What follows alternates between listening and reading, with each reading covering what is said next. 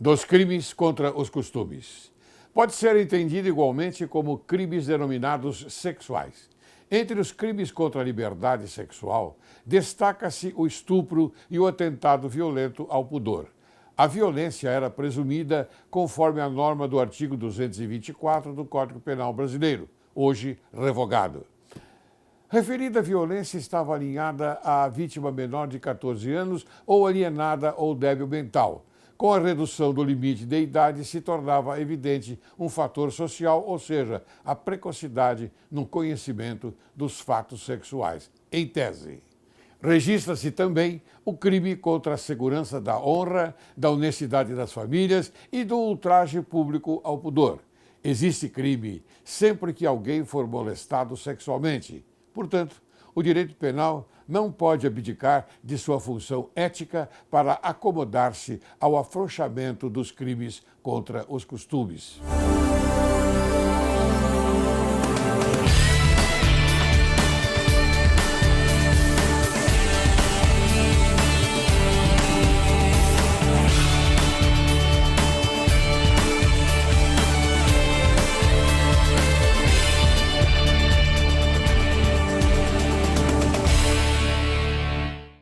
Direito e Justiça em Foco é o teu programa. E o Brasil é o teu país. Inicia o programa de hoje com a citação de Lao Tse. As retribuições do vício e da virtude são como a sombra que segue o corpo.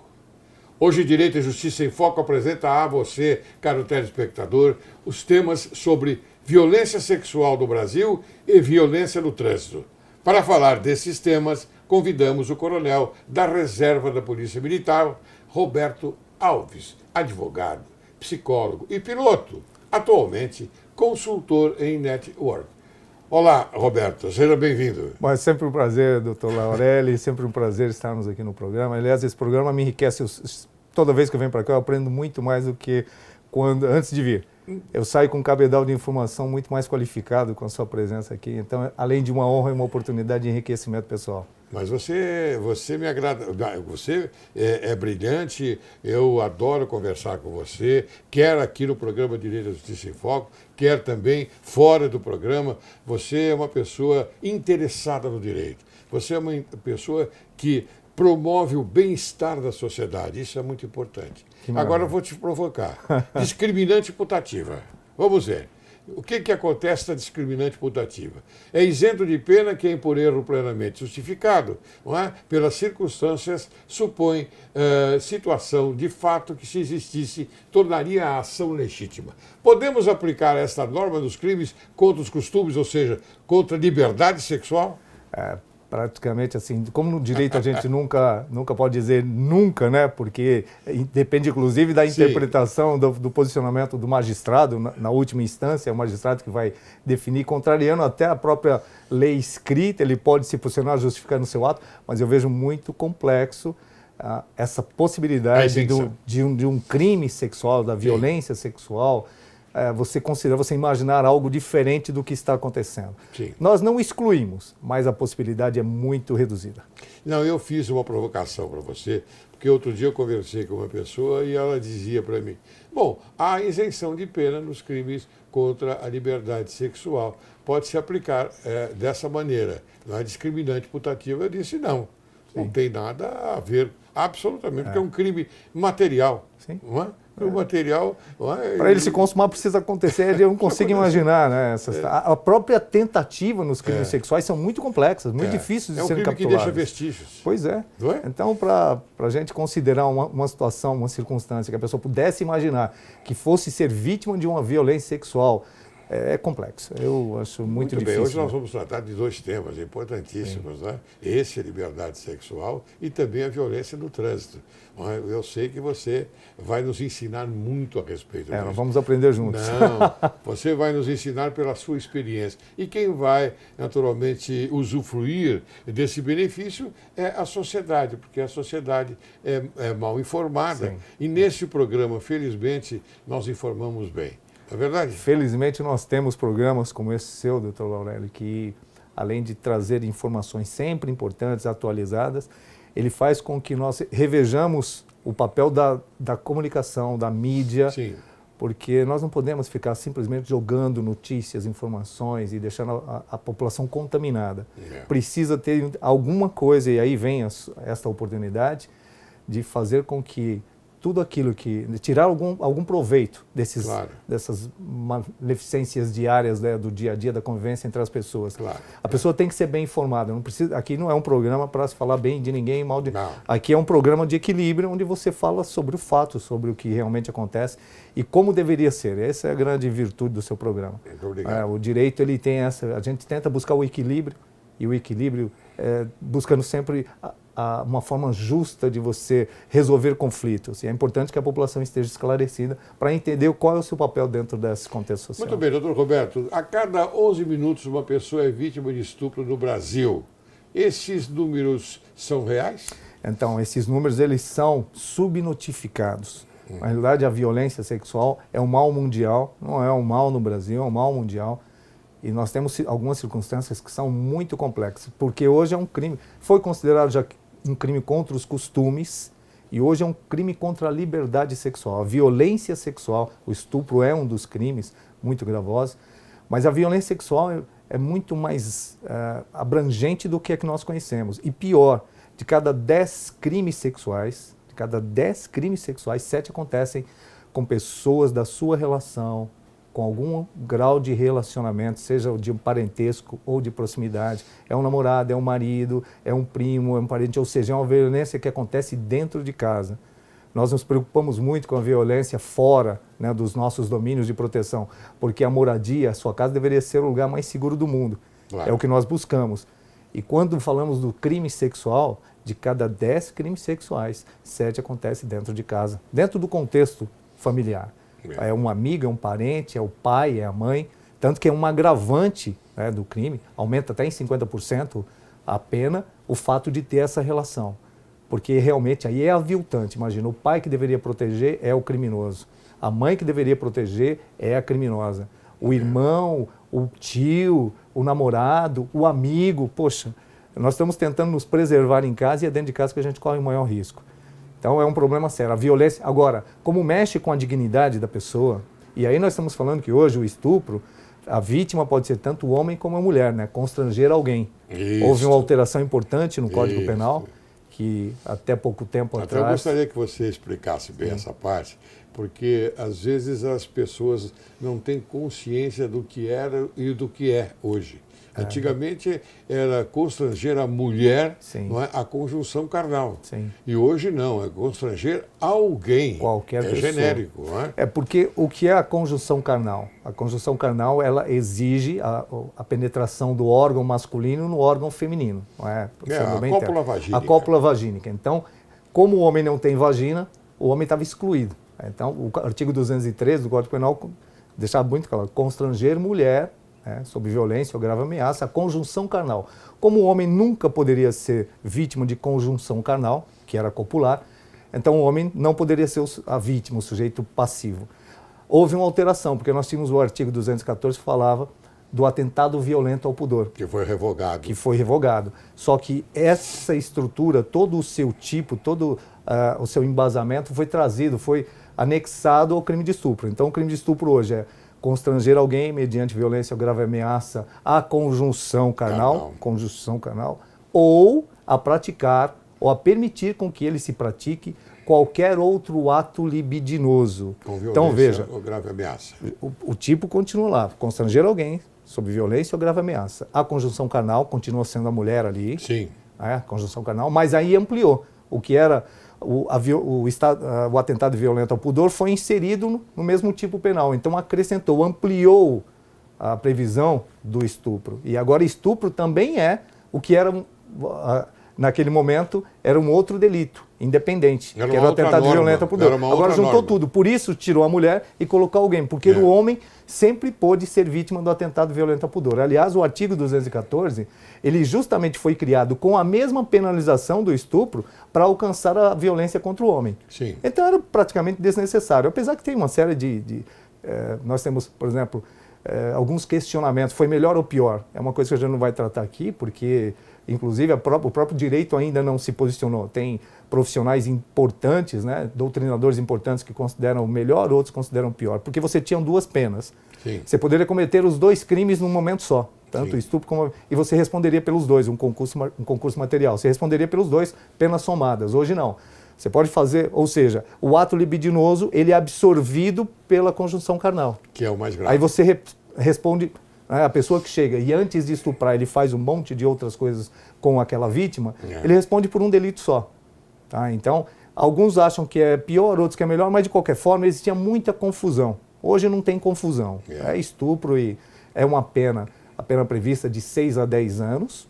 Eu gostaria que você, por gentileza, doutor Roberto, explicasse direitinho para o telespectador, porque houve uma certa controvérsia num caso que ocorreu aqui em São Paulo, não é? Sobre a ejaculação dentro de um ônibus, né? Em uma mulher. E foi considerado, claro, como é, na minha visão, estupro. Não é? Então eu gostaria que você explicasse bem essa parte para dirimir qualquer dúvida de vez. Por favor. Pois é. E aí vem essa questão de você conseguir dirimir dúvidas, porque num primeiro momento, sim, o delegado considerou, a autoridade policial considerou que ali estava presente o crime de estupro. Depois, o judiciário, o juiz que recebeu essa condição, entendeu que aquilo não configurava uma atitude, simplesmente era uma importunação, que ele não tocou na vítima, porque na realidade ficava a questão, o esperma alcançou a vítima ou não, ou simplesmente ele ejaculou próximo dela. Ele considerou uma importunação libidinosa, que é na realidade, é uma contravenção penal. E depois essa mesma situação foi revista numa segunda instância. Ou seja, é difícil de estabelecer essa diferença do que é uma importunação, que é uma contravenção, para o crime de estupro. Porque o crime de estupro, imagine, o que é um ato libidinoso? É um ato revoltante, é um ato que cria repúdia. Imagina, uma ejaculação não cria repúdia dentro de um transporte coletivo. Aí do outro lado, mas ele nem tocou na mulher, ele é um doente, ele não tinha intenção, ele faria isso com qualquer pessoa, ele simplesmente estava tendo uma satisfação pessoal, que a importunação é uma satisfação pessoal. Às vezes a vítima nem percebe, aquela encoxada, o cara passa a mão, que a vítima nem percebe. Veja que logo no início do tipo penal, nós temos constranger alguém, de repente aquela pseudo-vítima, ela não se constrangeu com o ato. Então não seria o crime, porque esse crime exige o dolo. Exige o dolo. Então, a pessoa tem que ter o interesse, a vontade de fazer aquilo. E a pessoa justifica, imagina, eu não queria nunca pensei nisso, era só uma satisfação pessoal. Então, é um problema muito sério hoje da interpretação. Aliás, a interpretação é uma ciência dentro do direito, e cada magistrado, cada profissional do direito, ele pode interpretar, justificando o seu posicionamento. Por isso que no direito não tem certo e errado. Tem o bem justificado, o bem comprovado, o bem, na realidade, aquela condição da primeira instância. O juiz de primeira instância pode considerar uma coisa dentro do seu julgamento, né, avaliando todas as circunstâncias legais, e numa segunda instância ser reformada aquela condição, com outras características, outras caracterizações. É por isso que no Brasil, principalmente, nós só podemos condenar alguém quando houver o trânsito em julgado de uma condenação. E nós temos a pseudo-ideia de que nós podemos condenar as pessoas. Então, isso é crime ou não é crime? O crime ele tem que ter trânsito julgado, porque só quando a pessoa é condenada e não tem mais recurso. Então, quando ela foi condenada pela sociedade. E assim mesmo tem outro recurso, que não é recurso, é uma ação, a revisão criminal. A revisão. Então, vejam quantas ela etapas... vai buscar uma prova se porventura for conquistada após, não é? Após o trânsito. Sim, então, vejam quantas nuances para que nós evitemos, tomemos o cuidado de pré-julgarmos, de condenarmos, porque cada caso é um caso. E vejam, como nós dissemos até, você está numa festa rave, e aí o sexo está correndo solto. Não só o sexo, como a droga também. A droga, o sexo estão tudo correndo solto. Até que momento a pessoa que está praticando aquelas orgias, ela tem conhecimento, ela tem convencimento de que ela pode resistir àquele ato, e até que momento ela não tem? Porque muitos crimes, veja, muitos crimes são reformulados, por quê? Porque a pessoa, a vítima, ela alega que ela não sabia o que estava acontecendo, que ela perdeu a consciência. Se ela realmente perdeu a consciência, seja pelo uso do álcool, de uma droga ou por qualquer outro tipo de mecanismo, ela perdeu a consciência e ela estava praticando o ato e a partir de um determinado momento ela deixou de praticar com consciência, a partir daquele momento se transforma em estupro. A O que era uma partir do relação momento sexual. que ela diz não. Se ela conseguir dizer não, mas ela pode simplesmente não ter condição de resistir. Sim, ela já não consegue, sim. ela já não sabe o que está fazendo. Homem e mulher, hein? O homem é vítima de estupro. Então nos Estados Unidos, 1 a cada 6 homens já sofreu um crime sexual até os 16 anos de idade.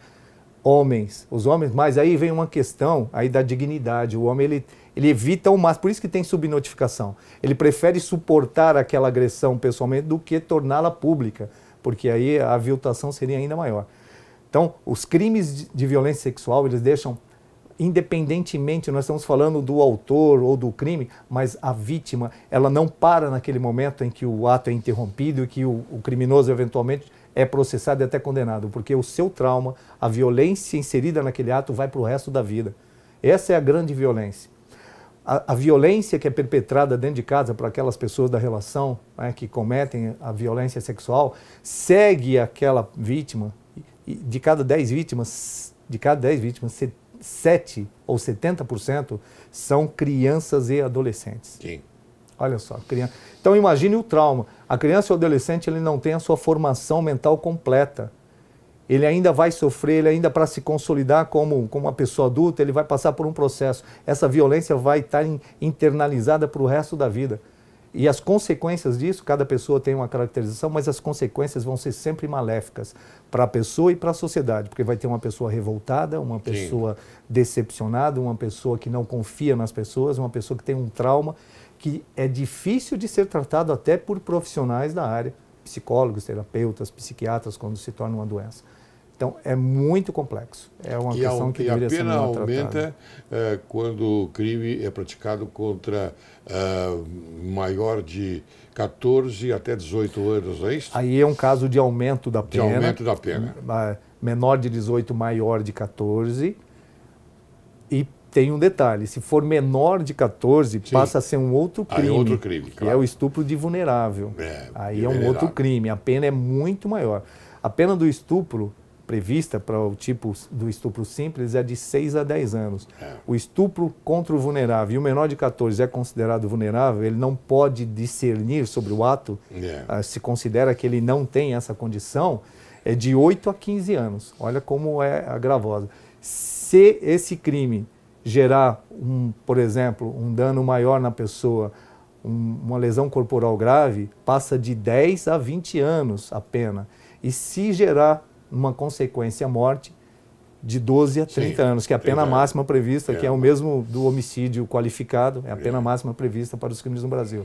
Então veja como o legislador se preocupou em proteger a criança, a pessoa que tem uma deficiência, né, mental, ou uma doença mental, e não tem condição de discernir sobre aquele ato, é uma pessoa que realmente ela tem uma doença mental que não permite discernir sobre o que está acontecendo. E aquela pessoa que não tem, pelas condições de momento dela, condição de resistir ao ato, que normalmente são aquelas pessoas que ou beberam muito, ou estão sob efeito de droga, causado por um terceiro ali, com até má fé. Hoje você tem drogas como Boa Noite Cinderela, que a pessoa perde a consciência, ela fica... aparentemente, a gente chama de zumbificação. Ela está de olho aberto, parece que ela está consciente, mas ela não tem o livre-arbítrio.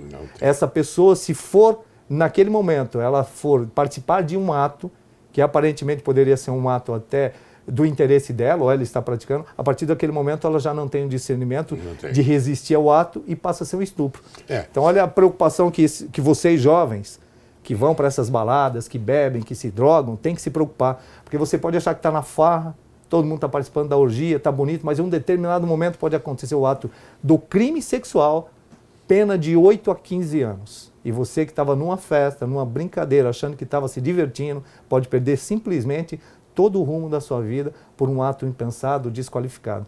tenha a convicção. Só faça algo quando a pessoa permitir, consentir e demonstrar e comprovar realmente que ela pode fazer aquilo.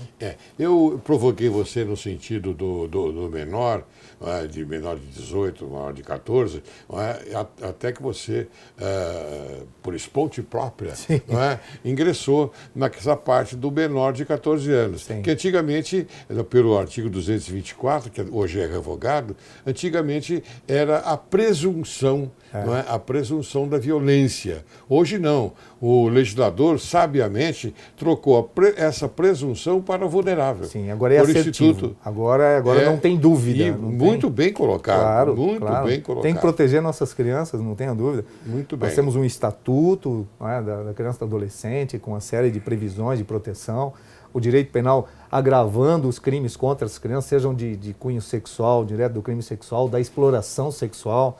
Sim. A exploração sexual de uma criança, a pena é muito mais gravosa do que de um adolescente ou de um adulto. Então tem uma série de variantes. Para que serve a lei? Por que existe o legislador? É para atualizar o momento social, é o que a sociedade quer, o que ela precisa. Por isso que o direito não pode ser estanque. Por isso que o Código Penal não pode ser de 1940 e sem nenhuma reformulação, porque a sociedade de 1940, a mulher virgem era um estatuto social. A mulher honesta, olha, vejam como mulher honesta. Mulher honesta. O que seria hoje a mulher honesta e por que a mulher virgem teria que ter uma proteção? Se é uma coisa do seu livre-arbítrio, mas era uma proteção, era um momento social. Não, inclusive o artigo dizia virgem ou não. Virgem, porque ele deixava... Virgem ou não. Se fosse virgem era uma situação, se não fosse era outra. A mulher que não era virgem tinha uma proteção menor do legislador. A virgindade era um instituto social. Então ficou caracterizado aqui na nossa conversa, inclusive passando para a sociedade, para o telespectador, que o homem pode ser vítima também de estupro. Sim, porque quando o estupro absorveu o crime de atentado violento ao pudor, dentro do mesmo tipificação, do mesmo elemento, aí ele passou também ao homem ser vítima de estupro. Muito bem, doutor Roberto. Agora eu vou chamar um pequeno intervalo e depois nós vamos retornar e continuar com essa conversa maravilhosa. Será sempre muito bom. Você aguarde. Logo, logo retornaremos.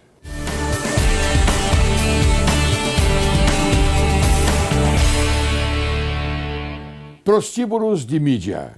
Todas as matérias jornalísticas são produzidas por empresas de assessoria de imprensa, que distribuem jabaculês para os repórteres e jornalistas. Quem paga a assessoria pauta as matérias. Até o evento do Papa no Brasil contratou uma assessoria de imprensa. O crime está pagando as matérias. O fim da ditadura do crime chegou no Brasil, acima de tudo. A. J. Ribas Paiva. Aproveitando este momento de extrema violência que estamos vivendo, Patrícia Vieira irá abordar a comunicação não violenta, enfatizando a comunicação entre pais e filhos. Dr. Laércio, antes de mais nada, eu gostaria de falar que Marshall Rosenberg, psicólogo americano que vivenciou ativamente os anos 60, foi quem desenvolveu este método que atualmente serve como um guia resolução de conflitos. Segundo Marshall, é na maneira que falamos e ouvimos os outros que está a chave para todos os problemas de desavenças e discórdia. Este método também é aplicado no desenvolvimento de novos sistemas sociais, enfatizando parcerias e compartilhamentos de poder, principalmente na área da educação e na justiça restaurativa em inúmeros países. A comunicação não violenta funciona na forma da comunicação que leva as pessoas a se entregarem realmente de coração. Ela ajuda a criar uma empatia entre os nossos sentimentos e os sentimentos dos outros, facilitando essa conexão tão desejada entre pais e filhos. E como isso funciona na família? A comunicação não violenta funciona na forma da comunicação que leva as pessoas a se entregarem de coração. Ela ajuda a criar uma empatia entre os nossos sentimentos e os sentimentos dos outros, enfatizando a conexão entre pais e filhos. E para criar um novo canal de comunicação, eu vou dar um exemplo. Geralmente a criança ela espalha seus brinquedos pela casa, né? E os pais irritados brigando com a criança, vão recolhendo tudo. E essa situação vai se repetindo, tornando o ambiente familiar mais pesado dentro da rotina. E nesse exato momento é que a comunicação não violenta, aplicada amorosamente, pode modificar essa situação. E como a mãe e a pessoa que está cuidando dessa criança poderia se comunicar com ela? Vou dar um exemplo, assim, Pedrinho, quando eu vejo todos esses brinquedos jogados pela casa, eu fico muito chateada e até irritada às vezes. E para nossa casa ficar mais arrumada e bonita para todos nós da família, você poderia guardar seus brinquedos? Geralmente a criança, ela acolhe isso de uma maneira muito bacana, dependendo da idade, até chega a sair fazendo naquela mesma hora. Pois é preciso mostrar para a criança aquilo que nos está incomodando, né? O sentimento que aquilo está gerando, as necessidades de mudança e o que poderia ser feito a partir daquele momento. Porque a criança, com isso, já vai aprendendo a se comunicar de uma maneira diferente daquela de imposição, se tornando no futuro um ser humano mais equilibrado, que respeita as diferenças e chega a soluções mais amenas diante de conflitos, sejam eles quais forem.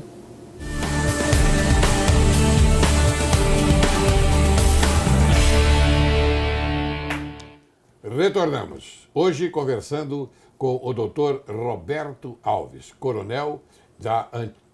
Coronel, você é da reserva, né? Da reserva da Polícia Muito bem, Militar. coronel da reserva, mas hoje você atua em outro setor, não é? Informando bem a sociedade brasileira. Que bom. Pelo menos tentando trazer um pouco da experiência de uma vida, né? De conhecimento. Muito bem. E aquela história da mulher convivente, você pode explicar? Então, falando do crime sexual, sempre é uma dúvida que permeia na sociedade. A mãe, ou a mãe que acompanha o seu companheiro, seja marido ou um companheiro, como autor de um crime sexual contra um filho, por exemplo. Essa mãe, antigamente, ela conseguia até se sair do processo criminal ali, mas hoje, dentro desse tipo, né, Contexto, alguém, né? O contexto é muito grande, constranger alguém mediante violência grave, ameaça, ao ato, a conjunção carnal, ou a praticar, ou permitir que com ele se pratique, permitir que com ele se pratique algum ato libidinoso. Então, quando a mãe acompanha o ato, aquela agressão, ela pode alegar que estava com medo, com receio, mas ela é mãe, ela tem o dever, antes do medo ela tem o dever, ela está participando do crime, do tipo penal, ela está sendo participante efetiva, ela responde pelo crime de estupro, ela responde pelo crime de estupro. Então, mamãe, companheiras, mas eu não tinha que fazer, tem. Se você não cessar aquela violência, vá denunciá-la. Se você tem medo de interferir naquele momento, vá denunciar. Faça a sua parte. Mande esse malfeitor para a cadeia. Mas qualquer outra alegação você vai responder também pelo crime. É um dever. É um dever, não é? Muito bem, doutor Roberto. Os abusos sexuais que acontecem cotidianamente, não é? No transporte público configuram também estupro?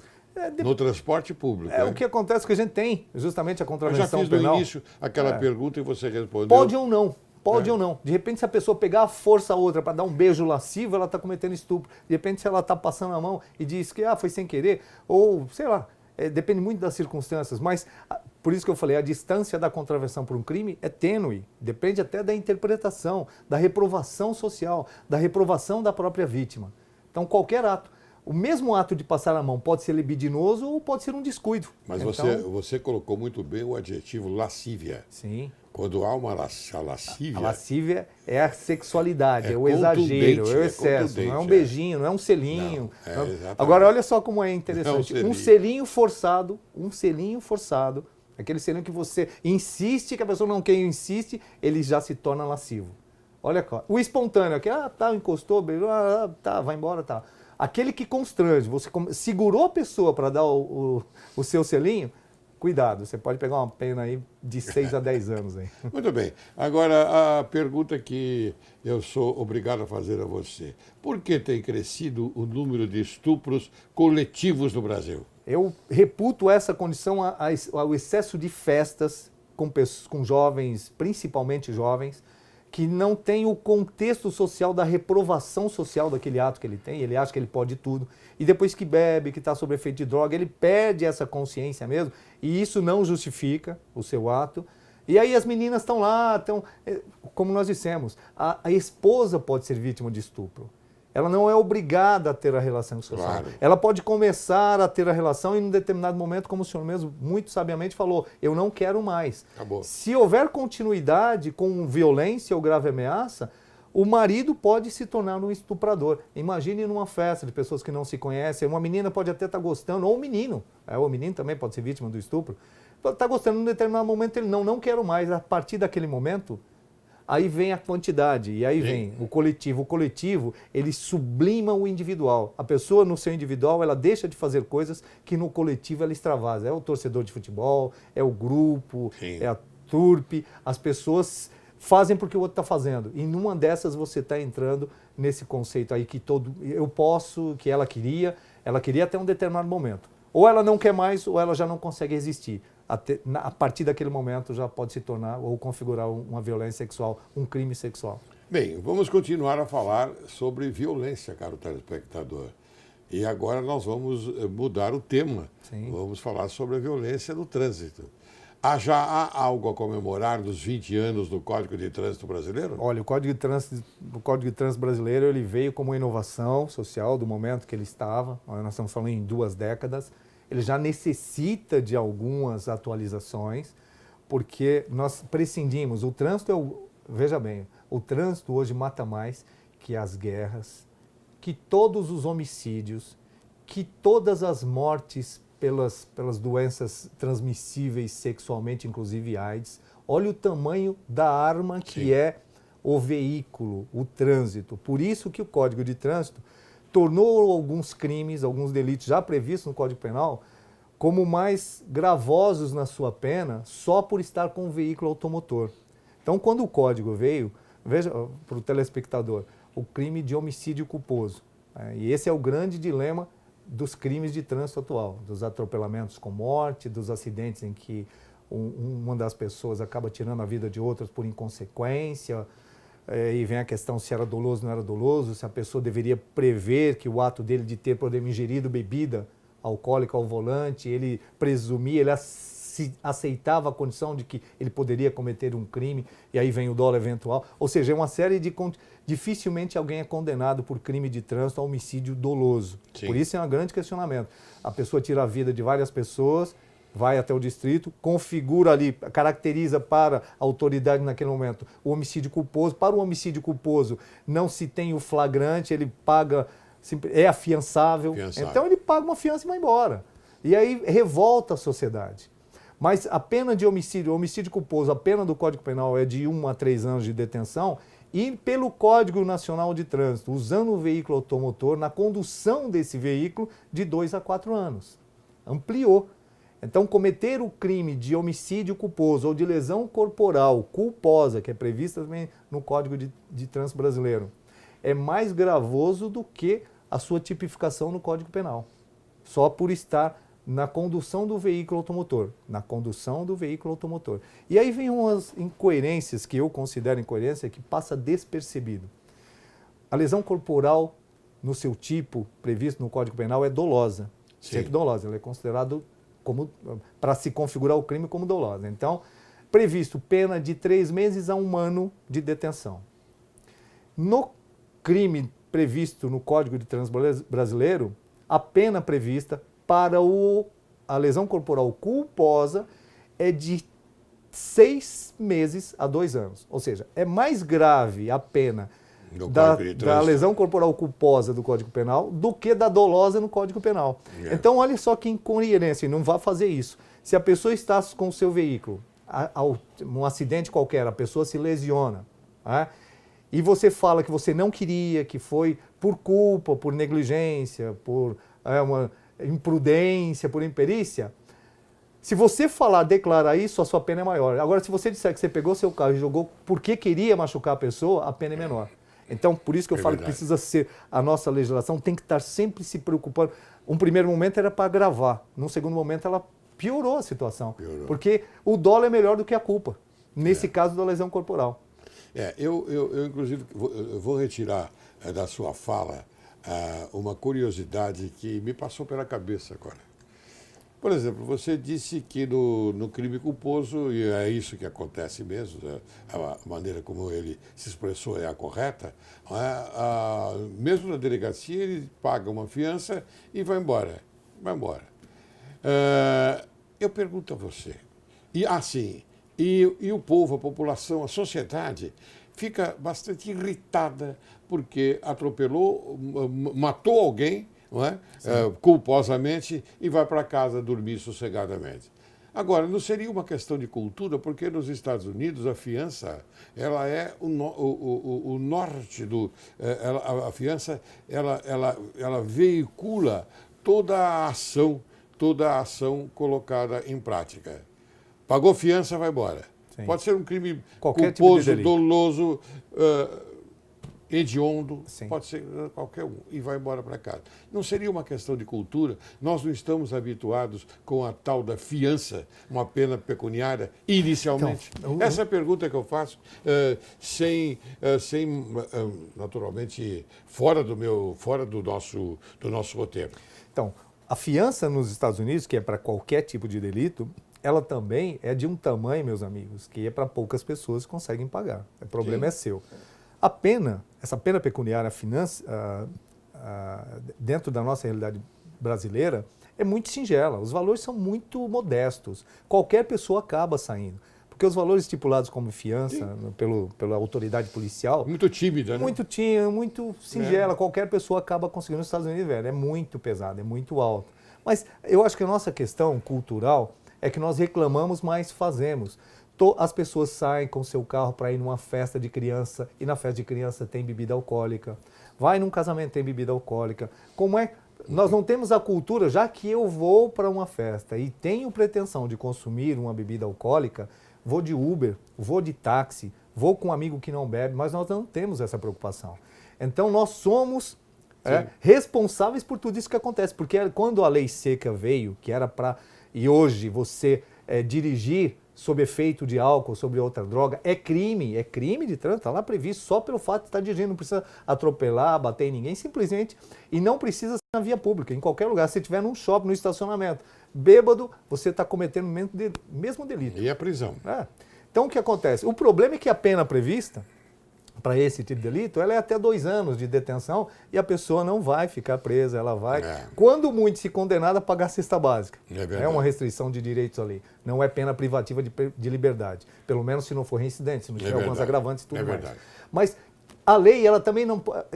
Veja bem, o que faz com que a pessoa deixe de fazer algo não é a gravosidade da pena, é simplesmente a sua aplicação. O problema no nosso país é que não tem aplicação das nossas penas.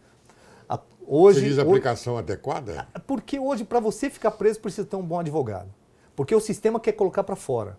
Por que os juízes hoje querem colocar tudo para fora, arrumar, os advogados vão buscando forma e só sofre o pobre. Se você tiver dinheiro, você não vai ficar preso. Porque existem uma série de artifícios, e tem isso, tem aquilo. E se você tiver um lugar para morar e vai buscar, aí tem determinado magistrado que acha, que considera que realmente a pessoa não tem que ficar no sistema prisional, que ela vai ficar pior. Então nós temos assim, é muito subjetiva essa questão. Por isso que as reclamações são grandes. Mas nós, enquanto cidadãos, nós não fazemos a nossa parte. Porque ninguém reprova ninguém porque está bebendo numa festa. E chegou com o seu carro particular e com a família. A pessoa chega com a família, com os filhos, ingere a bebida alcoólica e qualquer teor de bebida alcoólica, 2 copinhos de cerveja já vai chegar no limite do que se configura como crime. Até um determinado limite é só uma falta administrativa e são R$3.000 você vai perder aí. É uma infração de trânsito. Passou daquele limite de 0,3 decigramas lá, você já passa para o crime. Não vai ficar preso, mas vai responder o processo, já vai te trazer problema e vai perder a sua carta ou a sua permissão de dirigir. Essa, para mim, o grande destaque da legislação, não é nem a pena. Essa pena, né, de detenção prevista é você tirar a habilitação. Só que tira a habilitação e as pessoas continuam dirigindo. Exatamente. Então, doutor Roberto, o Brasil é o 4º do ranking mundial de mortes no trânsito. Por que isso acontece? Justamente pelas benesses né, no cumprimento daquelas penas que deveriam acontecer, o que não acontece. O que nós falamos hoje com os crimes de trânsito? Vai virar cesta básica. Sim. Então, como a pessoa já... Ela fala, para pagar a cesta básica eu pago. Eu já cheguei a ver pessoas cometerem os delitos ali porque sabia. Imagine só, a pessoa chega na sua casa, invade o seu domicílio, dá um tapa na sua cara, te ofende, te ameaça, bate, destrói o seu patrimônio, vai embora. Tudo isso aí junto não dá uma pena de privação de liberdade. Olha que absurdo. Eu não gosto nem de ficar fazendo esse tipo de comentário, porque vai ser estímulo para muitos inconsequentes. Uma pessoa vem, ela foge de uma ordem policial, ela vem em alta velocidade, como já aconteceu o caso comigo. O cara estava alcoolizado, veio excesso de velocidade, fugiu da viatura policial na estrada, 2 viaturas acabaram abalroando, uma delas capotou, um policial ficou ferido, outro morreu, e simplesmente essa pessoa, era um advogado, inclusive inconsequente, não é? Porque ele deveria dar o exemplo. Não, eu sei que tá, pode, vamos até o distrito. Foi até o distrito, foi estabelecida uma fiança, foi para casa. E o estrago todo feito, o transtorno social, o risco, a periclitação e, infelizmente, uma vítima fatal por um ato inconsequente de alguém que usou os artifícios da lei para provocar a própria autoridade policial. Então, tem coisas da inconsequência que a gente Então isso acontece pela inconsequência? É inconsequência de nós não termos valores. Sim. Quando você deixa de respeitar a autoridade, é porque você não tem na sua essência valor. E a autoridade começa em casa. Sim. Os filhos já não respeitam os pais. Se ele não respeita o pai, não vai respeitar o professor. Se não respeita o professor, não vai respeitar a autoridade policial. Se não vai respeitar a autoridade policial, não vai respeitar o direito do próximo. Por que nós vivemos nesses conflitos contínuos, crime de trânsito, violência no dia a dia, as pessoas não... Por causa da perda de valores. Você acha que a imprensa ela colabora para tudo isso? Toda vez que você fomenta determinado tipo de informação, o que Eu digo a imprensa ruim, não a imprensa boa. A função da mídia é esclarecer, não é só levar informação, é esclarecer, como nós estamos aqui. Claro. Então essa mídia informativa esclarecedora, ela é extremamente importante, ela é fundamental. Agora, fomentar de notícias, né? Com cunho emocional, inclusive. Ou seja, cada vez que fala, porque está tudo sensacionalista. Sensacionalista. Porque é isso que o ser humano quer isso. Infelizmente, o ser humano é assim, nós gostamos disso. Se você está numa estrada e tem um acidente absurdo, aquela coisa, você acha que morreu um monte de gente, as pessoas param para ver a desgraça. Claro. E quando a autoridade policial, o que aconteceu? Não, bateu os carros, morreu alguém, não morreu ninguém. A pessoa vai frustrada. Ela pega o carro dela, que estava num acostamento proibido, e vai embora. Não aconteceu nada. Ela queria ver desgraça. Então, como isso está dentro da índole humana, a mídia, né, essa mídia que a gente desqualifica como uma mídia correta, ela explora justamente esse tipo de conceito humano. A pessoa quer ver desgraça, eu vou mostrar desgraça. Aqueles canais que passam, que são educativos, não tem audiência. Canais educativos não têm audiência. Nós não precisamos dessa audiência. Não. Por isso o senhor busca... A violência é a que tem mais audiência. Pois é. Então, às vezes, eles reproduzem aquele fato inúmeras vezes dentro do mesmo programa. Contanto que mantém a atenção do telespectador, não importa de que forma. Essa forma isso é ruim, não é, Roberto? Isso é péssimo. Isso é péssimo. Quando nós falamos que nós vivemos num mundo violento, você que está nos acompanhando, quantas vezes você foi vítima de alguma coisa pela qual você fez o que você deveria ter feito? Porque a pessoa, às vezes, ela não faz a parte dela e reclama da ausência da autoridade. Você está no local ermo, dentro do seu carro, escuro, namorando. Aí você é vítima de um crime. A culpa é de quem?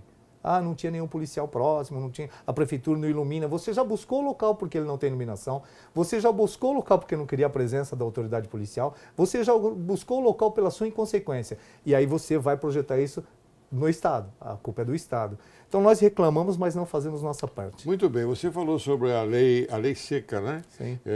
Nós ouvimos aqui a sua belíssima dicção a respeito. Mas eu gostaria que você, por gentileza, explicasse ao telespectador se mesmo com a lei seca tenha aumentado o número de acidentes com motoristas alcoolizados. Ou então, alcoolizados sob o efeito de outras drogas.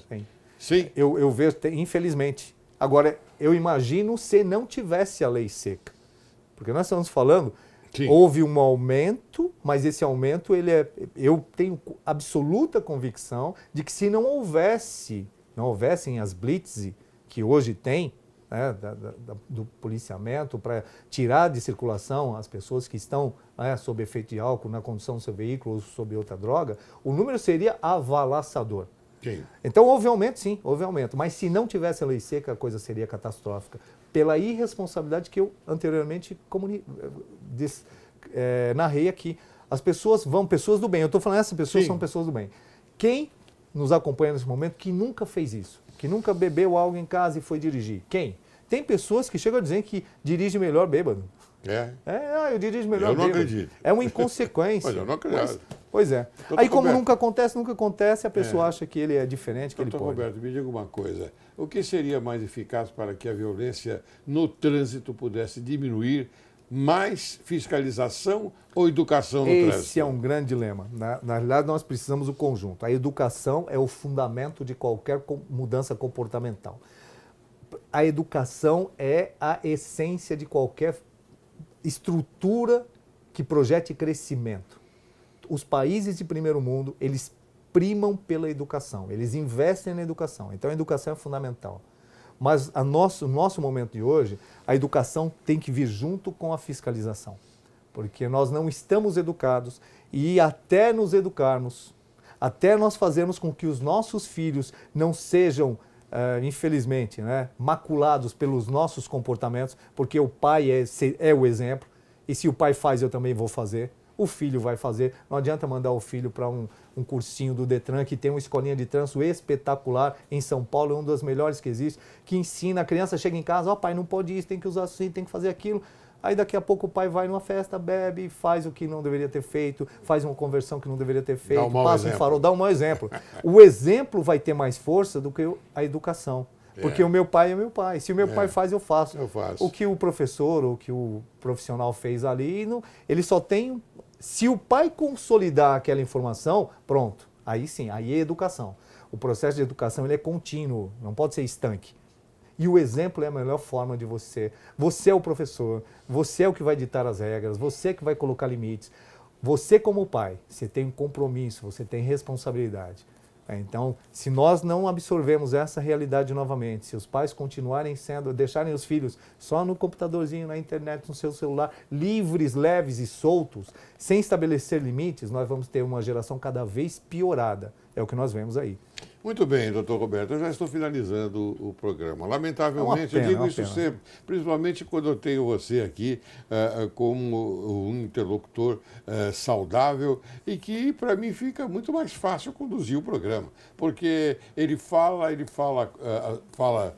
uma linguagem própria, não é? E diretamente para que você, caro telespectador, absorva isso com muita consistência.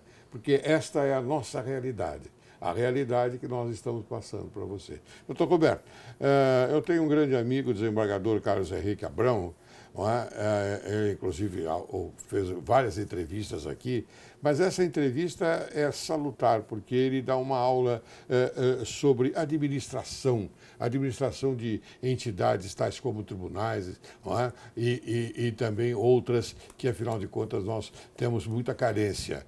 Eu gostaria de passar para você, para que você assistisse esse CD. Mais um rico presente. Cada vez que eu venho aqui, eu sou agraciado com presente, por isso eu fico na fila, esperando voltar, porque eu sei que vou ter mais uma grande o carinho da sua receptividade, essa equipe de profissionais que o senhor tem à sua disposição, realmente fazem com que o programa tenha essa receptividade da população.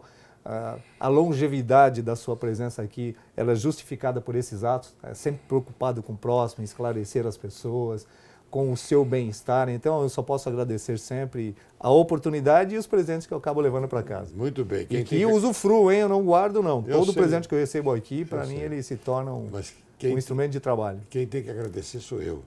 Você veio e deu um show aqui. Como sempre. Obrigado, então. Porque você é um homem inteligente, você é um homem capaz, você é eficiente, você fala com suficiência. Eu gosto de aplicar esse termo porque ele diz tudo, com bastante suficiência. Eu queria, então, que você agora apresentasse as suas considerações finais. Bom, sempre vou reiterar o que eu falei, da oportunidade de estar novamente aqui no nosso programa, de poder contribuir de alguma forma com o nosso telespectador e dizer que é sempre grato. A sua presença... Obrigado. Transforma, né? A gente fala que cada vez que vem para cá, volta enriquecido. Eu só posso repetir. Então pode me convidar mais vezes, porque eu quero me enriquecer sempre e o senhor é uma fonte inesgotável. É muita generosidade da sua parte. Imagina. tá bom? Agradeço muito a você, tá? Obrigado, doutor. Encerra o programa de hoje com as sábias palavras de Horácio. Se não sabes viver com retidão, pelo menos trata de afastar-se dos maus.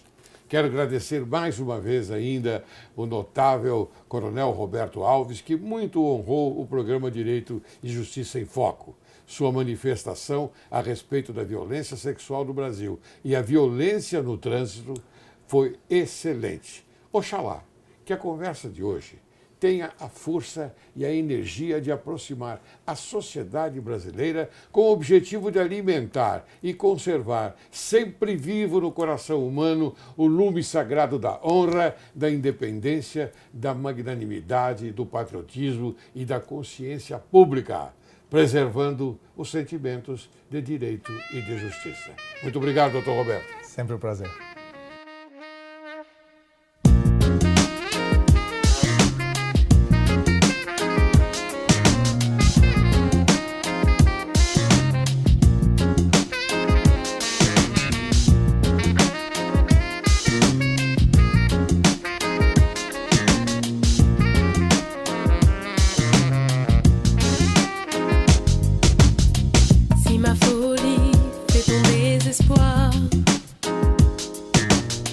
Ne m'en veux pas, je n'ai pas voulu te faire